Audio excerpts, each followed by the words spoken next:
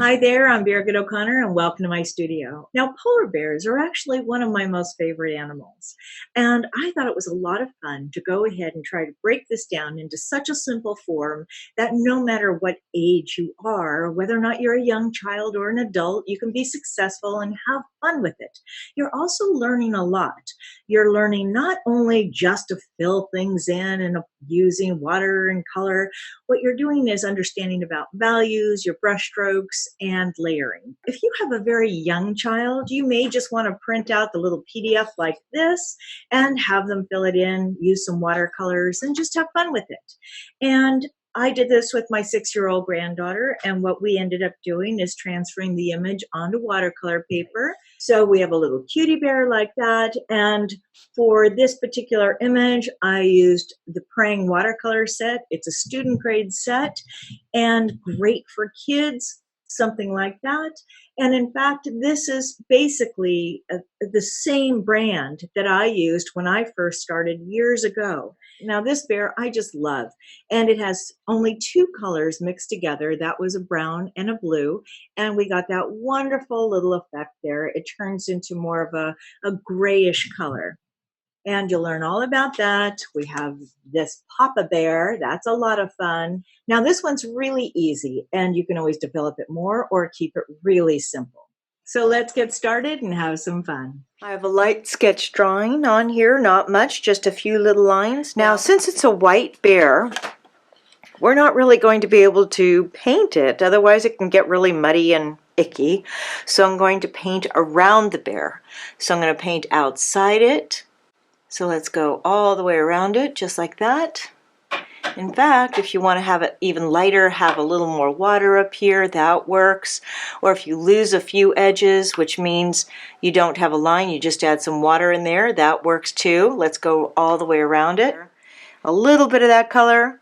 We used that's called a value, meaning it's darker. We used that for about here. We're going to add more water, just a tiny bit of color. And then let's think about not the nose, but underneath the nose, like right in here. You can see how light that is. And let's go ahead and just fill a little bit of, just a few brush strokes. See, I'm wiggling my brush here. Not much. I can add a bit more if I want, but I don't necessarily want it to be the same as back here.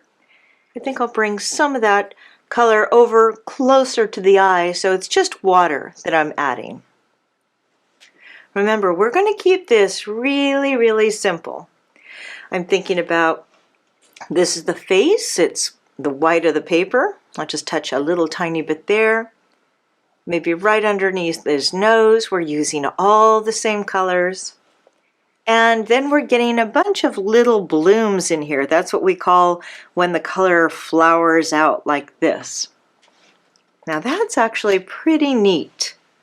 And I'll go ahead and go on this side. That way we can see the nose a little tiny bit better. Just like that, not much. Now so we can pull the bear out, let's go ahead and maybe wiggle the brush or go like a dot dot squiggle. Follow the pencil lines. I like it when it bleeds like that. I think that's really interesting. Wiggle, wiggle.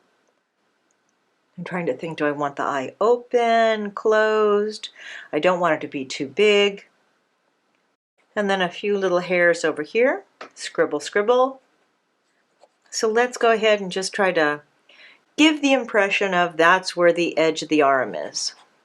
And we have our nose here. You can go ahead and just take this and fill in the nose.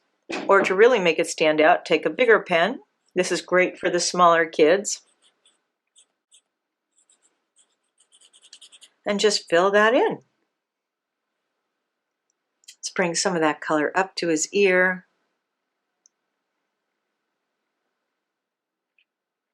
Soften a few of those strokes. Call it done.